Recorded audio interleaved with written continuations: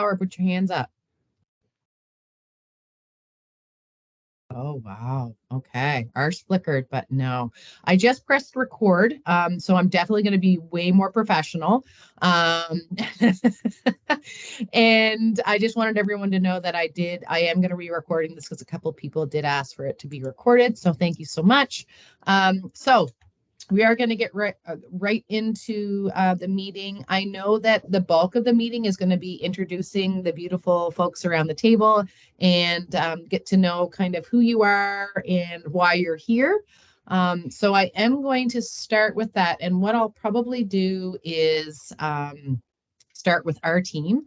And I will hand it over to Sherelle, who is our project manager for the Youth Mental Health Symposium. And Sherelle, can you tell us kind of what you do, how you're involved in the Youth Mental Health Symposium, and one thing that you love?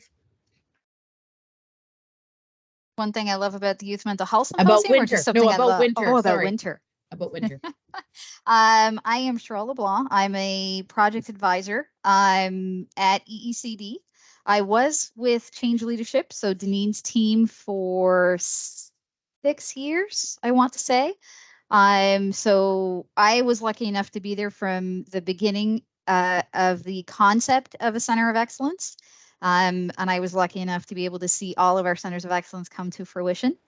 I've been lucky to work with Deneen, who I think is a friggin' rock star. Um, I was involved as a project manager on the Youth Mental Health Symposium last year.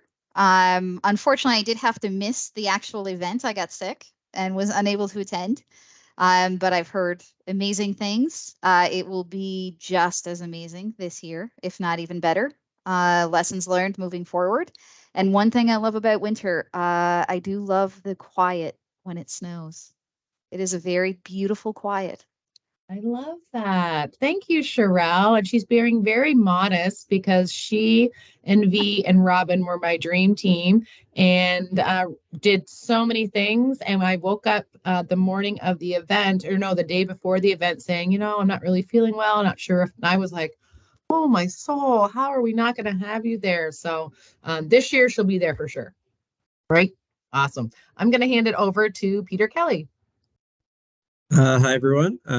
Peter Kelly, Strategic Partnership Lead with the department. So I guess my role on this would be working with various stakeholders, trying desperately to help Deneen continue to secure some funds, and then track kind of the funds that are being spent versus what we need and all that good stuff. What am I supposed to say? What I love about winter? Yep. I love when there's snowfall and the snow actually like sits on the trees. It's my favorite. So I love looking out in my backyard, having a cup of coffee, and yeah, that's my favorite. Awesome. Thank you, Peter. I'll hand it over to Ransford. Ransford, we're introducing ourselves, how you're involved with the Youth Mental Health Symposium, and one thing you love about winter. Cool. My name's Ransford Lockhart, Acting Director of the System Excellence and Innovation Team.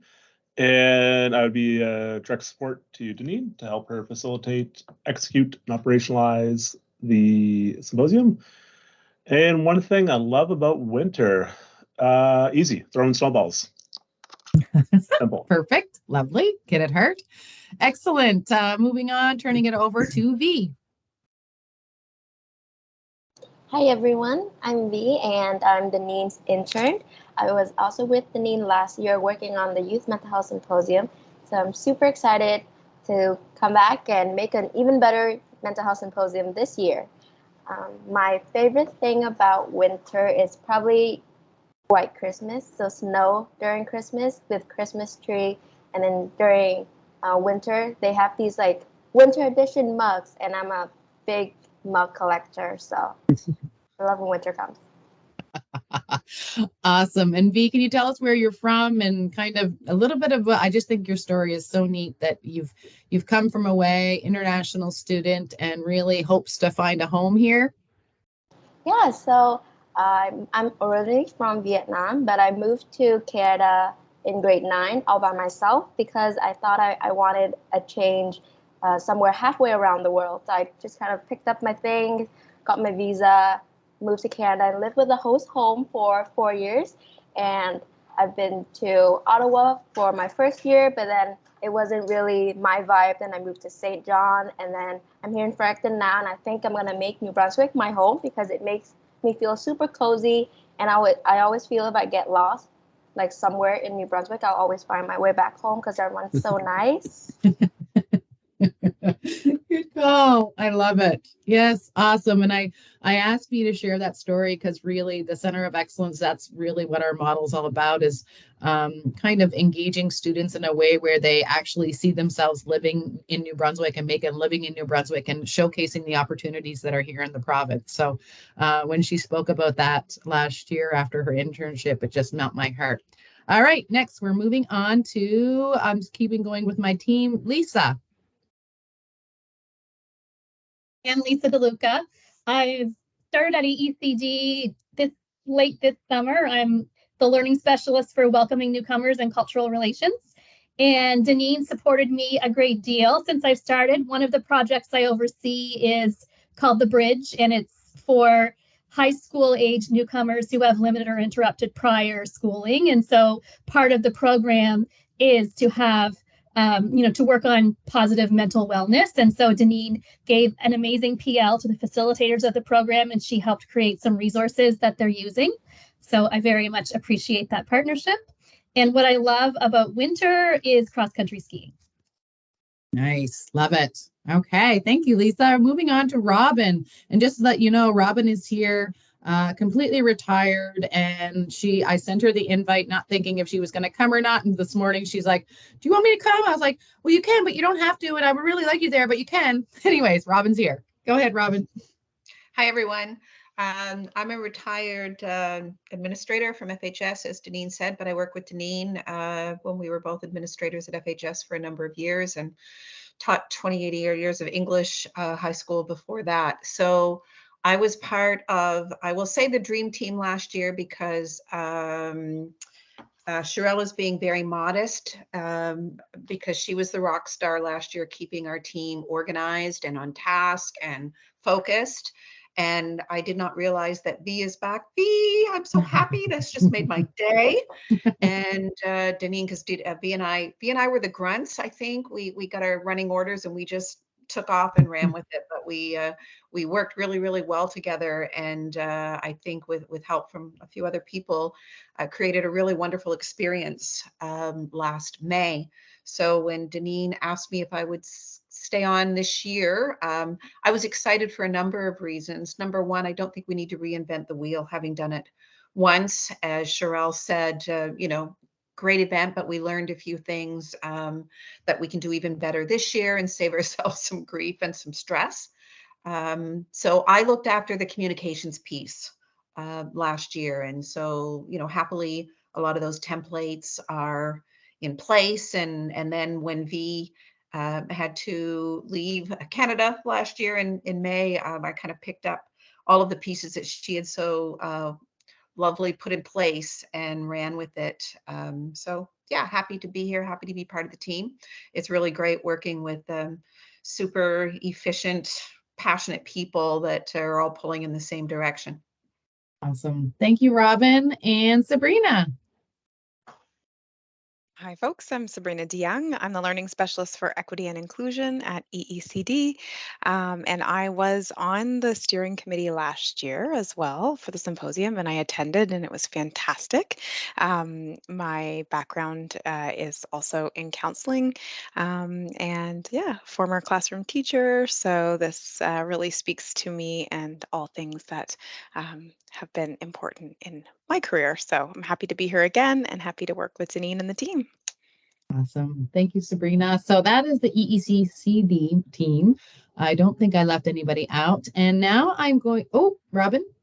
I didn't say what I liked about winter, and this is just kind of funny. No, because we can all gripe about winter, but yesterday when my 3-year-old grandson, we picked him up from daycare and brought him home. He did not want to go inside. He was so excited about the snow, and he wanted to build a snowman, and he wanted to walk in the snow, and he wanted to sit in the snow, and he wanted to pick it up, and he wanted to lay in the snow. And I thought, oh, isn't it cool to see it through a child's eyes? Yes. Instead of the old, grizzled old adult eyes. So yeah, that was really cute. My husband and I both really enjoyed that yesterday. Love that. And I know you probably did every single thing that he wanted to do. Of course, absolutely. Sabrina, what do you love about Yeah, I forgot as well, which is hilarious because I just love winter. So anyone who knows me knows that we're a ski family, and we absolutely love snow, winter, skiing, sliding, campfires, everything, all of it. So yeah, happy to see some snow despite the difficult drive home yesterday. So. And Sabrina's son is quite a rock star and is on is it the ski team, Sabrina? He just competed in Canada Games last year for alpine skiing. So yeah, so now he's off to the US to do some skiing. So. And you don't spend any time in the slopes, I bet. Awesome. Okay, I'm going to hand it off to the folks that are actually in a school right now. So Emily Chevray has graciously offered to be here, and I know she's very busy as a counselor at OHS. And Emily, can you just introduce yourself? I kind of said what you're doing, but tell us a little bit about you and maybe your passion around the Youth Mental Health Symposium and what you love about winter. All right. Well, I'm not at school today, so that's fantastic. So I won't be interrupted today, which is great. There's not going to be any knocks on my door. Yeah, Emily Chevrier, school counselor. It's lovely to see former colleagues and friends and former students. Hi, Travis. I love seeing you. Yeah, really passionate about youth mental health.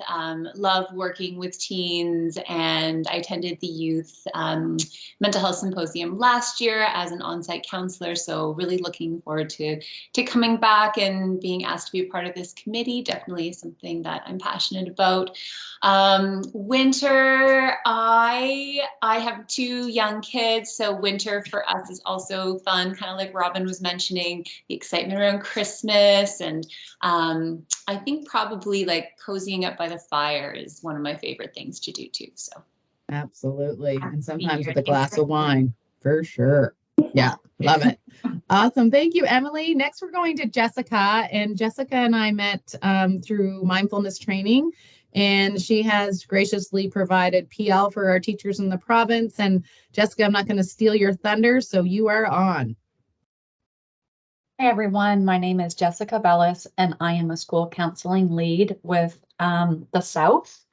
And I met Deneen a few years ago, and then we have developed this great collaborative working relationship. So I am a huge supporter of positive mental health initiatives. So when I got the email to be part of this symposium, I said absolutely. And I would have to agree with Emily. I love cozying up by the fire on a cold winter's night. Love it. Thanks, Jessica. Awesome. Okay, so there's other supporting people around the table. So I'm going to hand it over to Lisa. Lisa and I met through, I'm not really sure how Lisa heard about me, so I'll let you take the floor there, Lisa. Forget the lady's name. Someone in Moncton. How we met. And I do forget her name. It won't come to me. Anyway, Heather Storty. Yeah. So I work with the Canadian Mental Health Association. I'm located in Charlotte County, but I sit on a committee of incredible women who just wanted to do some mental health initiatives for our communities. So, and these ladies are all retired. And so it's called Charlotte County Shares Hope. And we were able to raise an amount of funds, and then it's like, what are we going to do with this money? So we were looking to do something for youth, connected with Heather Storty. Heather Storty suggested, or someone else had suggested, to connect with Deneen, and so here I am, right, learning and excited to give some money. Excited to support our Charlotte County, kind of our youth, hoping to just have a great time with our youth, and truly excited to be a part of it. Love to see things for our youth. We have some of with this money, it's not a huge amount, but with this, we'd like to, I'm thinking Jessica Bellis, I might want to chat with you.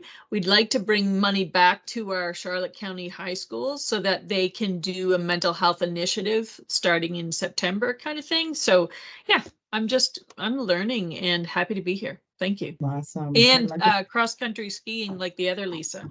Okay, love it. And look at the connections happening already. This is I love this, right? When you get great people around the table, great things happen. All right, I am going to hand it off to Annalie. Hello, everyone. My name is Annalie Viano. I'm the Director of Partnerships at the Gaia Project. Connection to the symposium, you'll meet my colleague Travis after, but there's also Ainsley who wasn't able to make it today. She's hosting a panel today in front of, I think, 200 or 300 students. So she was a little busy, so she asked us to be here for her. So we'll be rotating her and I in our meetings.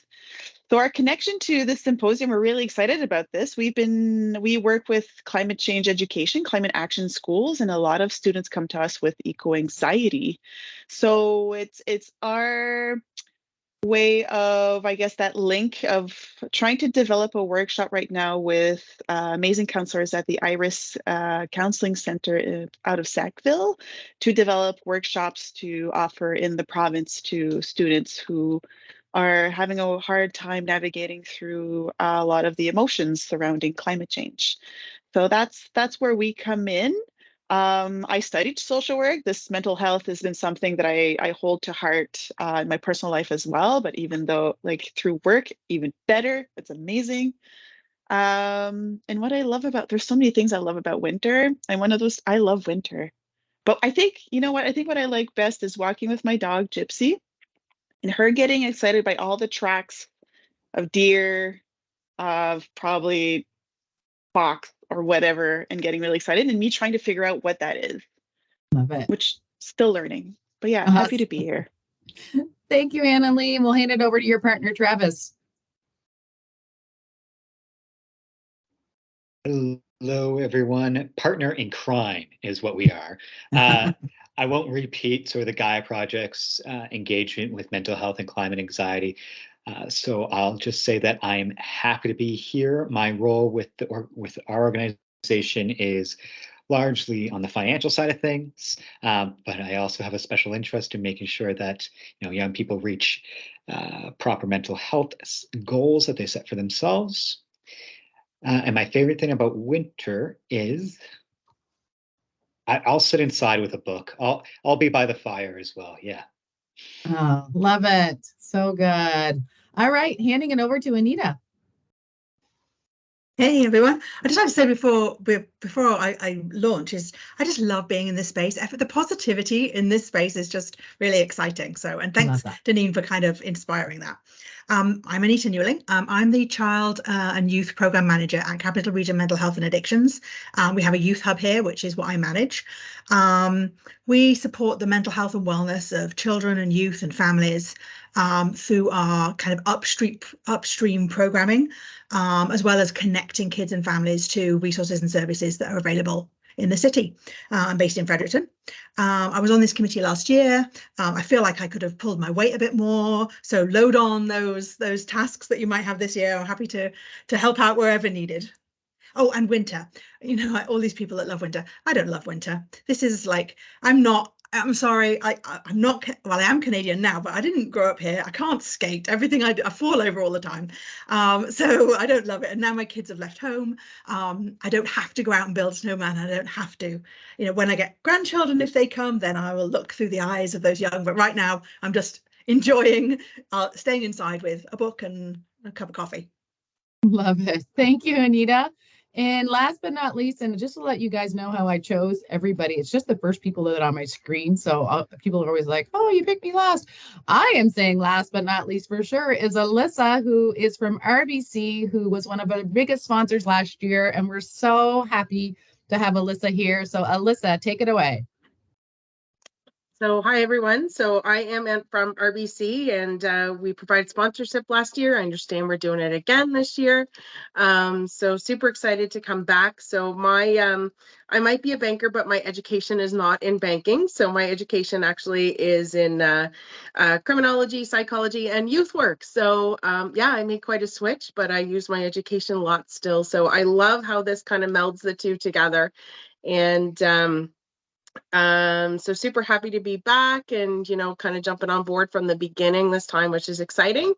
And what I love about winter, I had to laugh when Travis said about pulling the branches.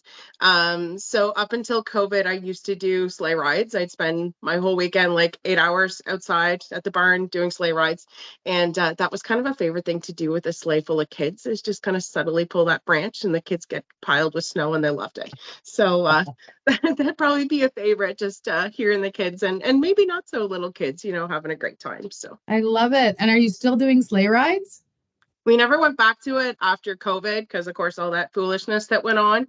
So the last time we did it was March 2020. So we haven't gone back to it, kind of unsure.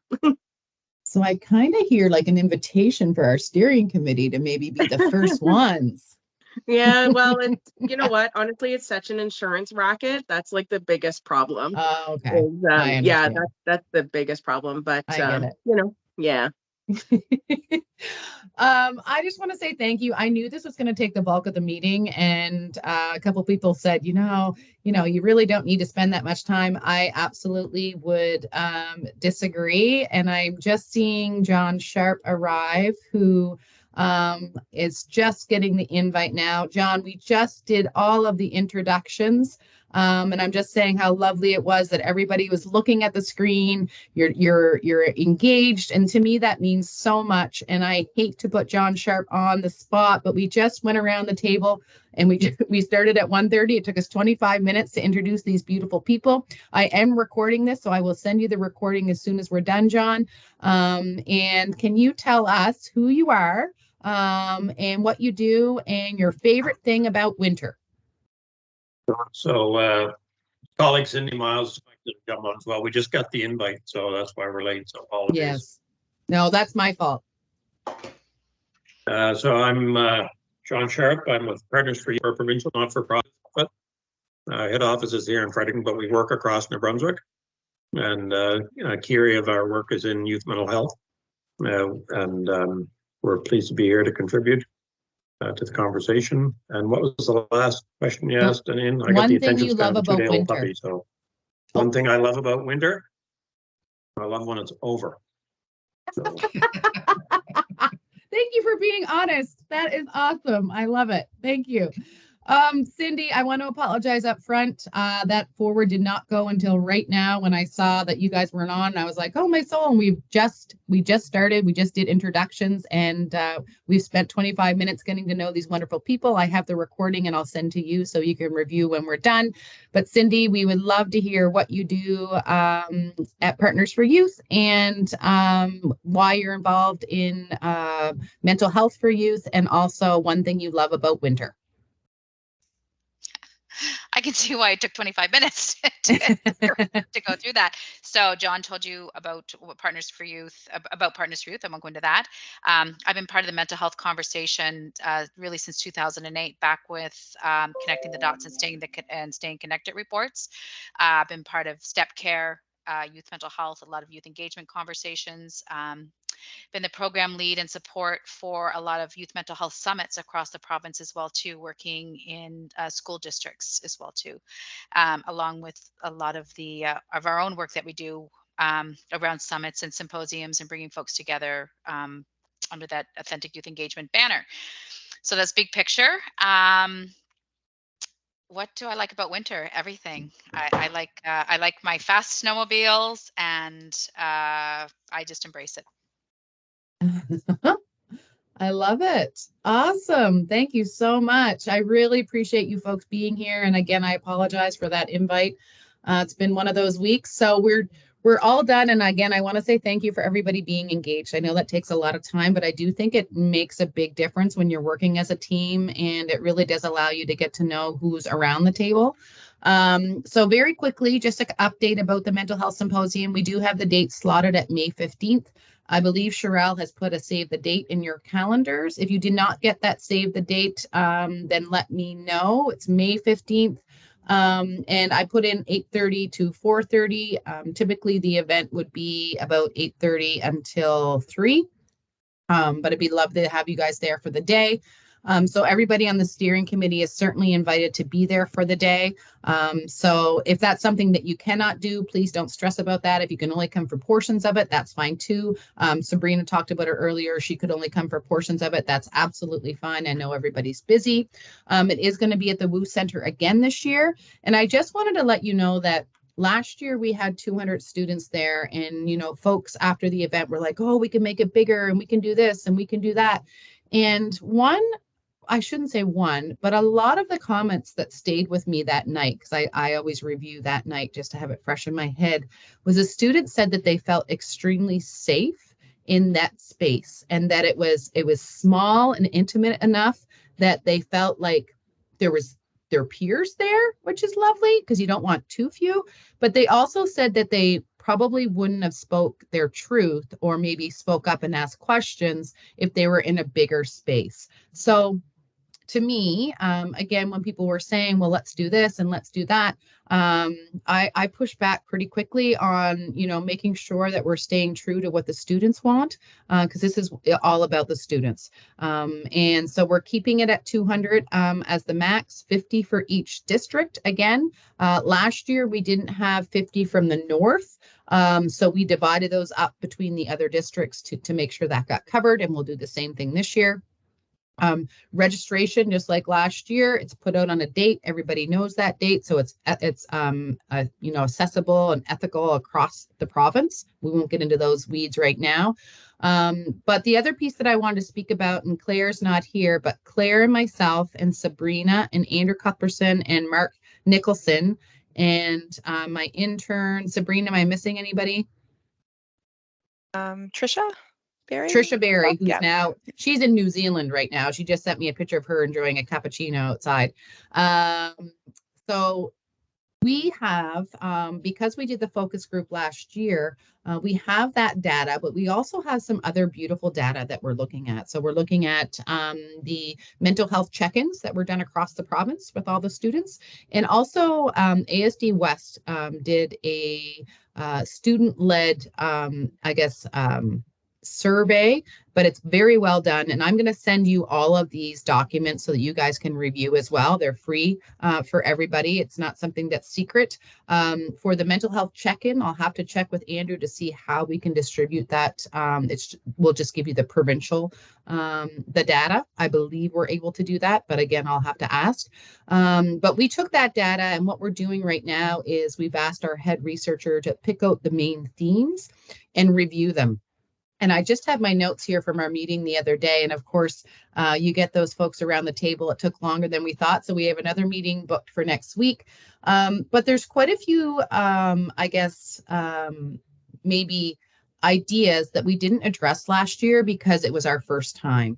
A lot of it does have including with making sure that we're working with different partners around the province and making sure that maybe Inclusion New Brunswick has a bigger role on what that looks like. Sabrina, jump in anytime, but also that we want the content to be personal, but also we want it to be almost looking at it like a collective of how do we have influence in our schools and in our communities, and what does that look like, and how do we have an impact when we go back to our communities. And that's really the goal, is to make sure that we don't want this to be a one-off. We want this to stem conversations. We want it to stem excitement. We want it to stem concern. We want it to stem all those things about how is it that we support our youth in our own community when we go home. So that's what we're doing right now. We should have a report from those findings and from our work and our discussions, and they will be shared with you as well. I know that I've shared the focus group results with most of you, but again, I will send that as an attachment with our minutes today. I'm looking at our agenda, and I'm going to hand it over to V, who is has been working very hard on our logo. It is very similar than last year, although we're taking the year out of it because we want it to be used year after year, become almost like a branding. We also have been working with Sabrina to make sure that it is accessible as possible. This is very difficult when my branding color is red, because red is not the best color to have for accessibility, but that's not my choice. And I love my red, so it's okay. But what we are going to do, so I just to assure you, is that this is going to be the logo, but for students in our registration, we talk about accessibility. If there's anything we need to know, we're going to make sure that everything is to their need, whatever that is. So if it's visually, if whatever their needs are, we will make sure we'll meet them. And that's part of the reason why Sabrina's on this committee, is to make sure that we're not missing anything that's very important for everybody to feel included. So V, I'm going to hand it over to you. This logo has gone through. Thank you, Anita. Don't worry about it. I will forward the recording. Okay. V has been working with many different parties, our social media officer, and this is what we have come up with. I really like it. I think it's clean. And V, I'm going to shut up. Sorry. That's okay. So like Denise said, this is the logo, and you can see my screen, right? Yeah. Okay. Yep.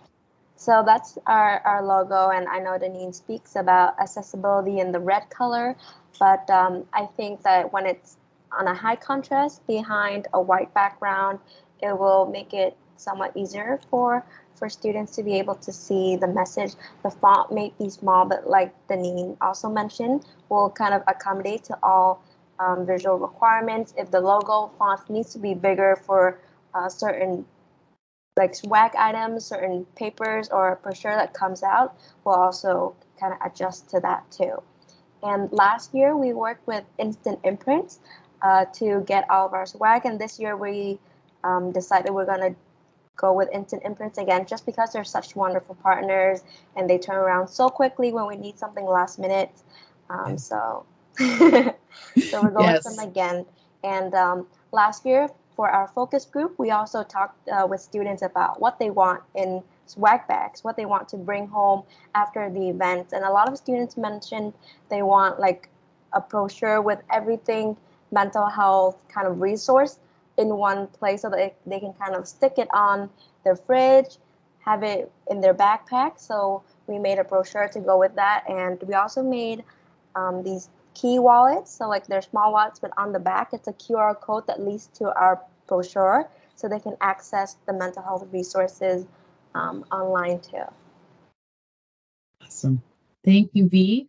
I am going to just ask, there's around mental health matters, there should be quotations, and we made that change this morning, and that's okay. It's probably not there. We're going to put that back in there just because that is not our slogan, that's for sure. But I just wanted you to take a look at that. And if you have feedback that you think you want to bring to the table, rather than opening up that conversation right now, please send us your feedback to myself and V, and we certainly will take that to our team. And again, it all has to go through branding and social media officers and different things like that. But certainly we would love to hear your feedback. So if there's anything that you think, we should second look at, we would absolutely be open to that. And we would love to have that feedback probably by the middle of next week, if that's possible, just because we do want to get going on our swag. So that's our swag. So financial support, the interesting stuff, Peter, go for it. I won't bore you all with this, but basically we've raised roughly $30,000 in support so far towards the event, which is about, I'll say that's half of our goal. It's about $60,000 to run the event, or at least allow us a little bit of wiggle room to run the event, contingency funds and all that good stuff. But again, like we've had a verbal commitment from RBC, and we'll confirm that amount soon. And partners at NBCC, New Brunswick Medical Society, and Locus Systems have donated so far, as well as a couple other groups that have indicated that they're interested in supporting, but are just kind of checking their available funds right now. So I think we're off to a great start. Obviously, if anyone on this committee has any ideas or connections that we should make, please feel free to reach out to me. So I'll put my email here in the chat, and I think that's just about everything for now, Denise. Awesome. Thank you. And when you said the total amount, it kind of cut out. It sounded like you said 16,000. I was like, oh, I wish. It's about 65,000. Yes. I will say last year I didn't have a budget and I just was like, oh, we'll figure it out. It'll all work out. It all worked out. But certainly the cost is, for me, I felt it was very significant. But also, I don't think it was wasteful. I don't feel like we had, sometimes when you go to events, you're like, oh, this is kind of a waste of money. I don't feel like we had that. I'm very proud that the filming of the event and the filming of the footage was all done by students. We could have spent a ton, and that's part of the reason why I went with students, because what I received for a quote from professional media was absolutely ridiculous. And then this beautiful group of students said, you know what, we can do it for X amount. I was like, done. And they probably did like a better job. I know you folks have seen the video than most videos that I've seen. And it's authentic and beautiful from our students in New Brunswick and exactly what we want to see. So we're hoping for the same thing this year. So this is just a part of the meeting. We have about 6 minutes left.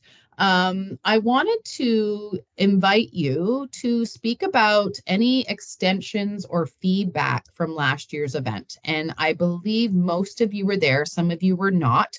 Some of you were represented for sure. Some of you had booths. Some of you had different people from your committee. And I just wanted to, sometimes when you go to these steering committee meetings, it's all talk, all business, and you never really get to speak about what you think might be a good addition. And I think we have such beautiful people around this table. I would hate not to give you that opportunity. This is just the beginning of that conversation. At our next meeting, we'll have more time to talk about this, but we have about 3 or 4 minutes that I would love, if there's anybody that has any burning desire to speak about what they're looking for at the event or what they think should be added, that would be lovely.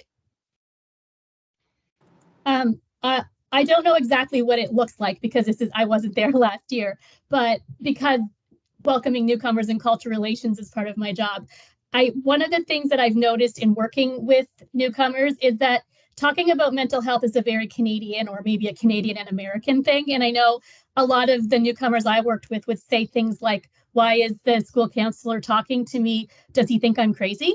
And I've had people say, oh my goodness, Canadians talk about their feelings a lot. So if there was some component where newcomer students could maybe get a better understanding of what it means when Canadians talk about mental health at school, that would be my I love that. I love that, Lisa. And thank you, V, for putting your camera on, because I think V has her own story when it comes to that. V, go ahead. So I definitely hear what you're saying, Lisa. Like when I just moved to Canada, we were taught in class about mental health and like wellness and stuff like that. And I just feel super comfortable, like uncomfortable when I just moved to Canada, because in Vietnam, there's no such thing as mental health. Like if you tell someone you have mental health issues, they think you have psychological like issues that you have to go to like a mental ward and things like that. So mental health is not a subject that is normalized in Vietnam, or I should say it doesn't exist in Vietnam. And a lot of my friends who come here, like it's a new country, it's a lot of new stuff, and you go through a lot of things by yourself because you're not here with your parents, and they feel certain things, but they don't know how to express it. So it really adds to kind of the burden that they kind of carry when they're here. So I definitely love the idea of adding that component to the Youth Mental Health Symposium this year and making it more inclusive for like many different populations in the school. Great to hear your voice on that, V. Thank you. Thanks, V. All right, Annalee, you got your hand up. I see Robin also has her hand up. Did you want to go first there, Robin? No, go ahead. Go ahead. Okay. I wasn't there last year, but I was curious about, is there an outdoor element of just connecting with nature or just having one of the workshops being outdoor. Was that something that was included or thought about at the conference last year? It actually was discussed many times. The hard part about that, I don't really know why. We actually were hoping to have one of our out, what am I talking about? The committees that, or the groups that left. I can't think of the word right now. There was the keynote, and then we had the breakout sessions. Thank you. Breakout sessions. One of our breakout sessions was supposed to be outside with dogs and dog therapy and looking at that. But clearly we looked at that and thought, okay, that may be not for everybody. Obviously, it would be a choice, but we actually didn't have anything outside in nature. So that's a great addition. I think that would be lovely. And I do know that there was some students, we told them that they could go outside for lunch, and they did use that. I've done PL there where I've done a mindfulness walk out in the green space right in front of the WU, or on the side of the WU Center, and it worked really well. So absolutely great addition. Thank you. And Robin? No, those are both really great suggestions from Lisa and Annalee. The courtyard is there, Annalee, and we had talked about that, and thankfully the weather cooperated, so a lot of kids were happy to go outside, but we could certainly plan something as a breakout. I just wanted to tag on to what you were saying earlier, Deneen. I think there are many reasons why the symposium was so successful last year, but one of the main reasons was going back to the focus group and what kids wanted. They didn't want to be talked at all day by adults. And so we stayed very true to wherever possible, kids were helping kids or providing resources for kids or speaking to kids. And we kept our sessions fairly short. So when you talk about youth doing all the videoing, the kids were comfortable with youth doing that. I mean, they were the kids their own age, and they thought, well, that's really cool that they were doing that. Our keynote, of course, Sophia, in the morning, I mean, there wasn't a dry eye in that theater. She was 17 years old, and you know, stunningly beautiful and articulate, and coming back from being totally and completely broken from her experience of losing her aunt and Portapic. And her whole family's experience from that. And as one young man said to me at lunch, actually, Annalee, when we were walking around outside, he thanked me. I just had my tag, so he knew I was one of the workers there. And he said, "This is so amazing." And I thanked him, and I said, "What is amazing for you? Like, why are you?" He goes, "Well," he said, "it's just such a feeling that we're not alone. Like we all have these universal experiences." And he said, "And that keynote speaker, if someone like her," and I said, "Beautiful," he said, "Yes." And I said, "Articulate," and he said, "Yes," because I grew up with 6 brothers. I was providing the words for him because I knew he just was struggling. And I said, "Your point," and he said, "She looks like she should have it all together and not have any struggles." And to listen to her and what she's been through and what she's continuing to go through. So I guess my point there is, you know, when we get to keynotes, when we get to breakout sessions, we will continue to be really thoughtful like we were last year, so that wherever possible, we have young people speaking and working with our participants, because I think that just really resonated with all of them. It was really beautiful to witness, wasn't it, Deneen? And yeah, you weren't there, but yeah, and I guess Cheryl was ill that day too. So beautiful.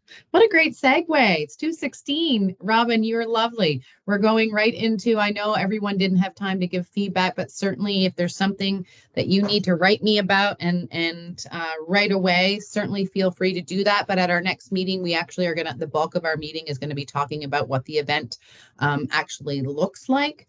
So our next meeting is going to be slotted for Friday, January 12th, 10 to 10:45. And I've heard from different people that the afternoon doesn't work very well for them. So we're going to try a little bit, like we're going to switch it up. We're going to try not to do the same. John and Cindy, I'm going to make sure that you are on that invite when I send it today. I apologize 100%. I will send the recording out as well with some of the different documents that I spoke about today. But for that next meeting, what I would love is for you folks to think about if you are able to bring a a name or someone that you think would be lovely as a presenter for the event. And just to think about a few things when you're choosing or when you're thinking about somebody is we want them to be fairly young and young. We had all kinds of different ages last year. I would say young at heart because sometimes there are people, and I'm probably one of them, that when people are shocked about my age, I'm like, yes, I'm still acting like a child, which is so lovely. But I'm sure there's some experts in your world that you think right away, you're like, oh, they would be lovely. They would so connect with students. So someone that's authentic, somebody that, not necessarily has been through a complete traumatic event. Maybe they are working with people that just trying to make their lives more positive. And what does that look like? And also thinking about hands-on activities for the students to do while they're in their session, and also takeaways. The students really wanted to have takeaways from their sessions. They wanted to have tools in their toolbox when they left that 30-minute session.